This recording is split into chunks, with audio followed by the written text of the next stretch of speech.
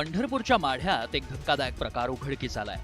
ग्रामीण रुग्णालयात प्रसूतीनंतर महिलेला 8 दिवस स्वच्छता करावी लागली।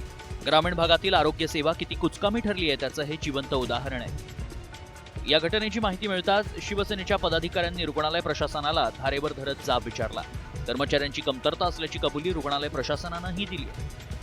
म्हणजे 1 तारखेपासून कंत्राटी कर्मचारी नसल्या कारणानं थोडंसं सफाईच्या बाबतीत गैरसोय झालेली आहे, परंतु त्या महिलांना किंवा नातेवाईकांना कुठल्याही आमच्या कर्मचाऱ्यांनी किंवा स्टाफने म्हणजे जबरदस्तीनं सफाई करणे वगैरे असं काही सांगितलेलं नाही आहे।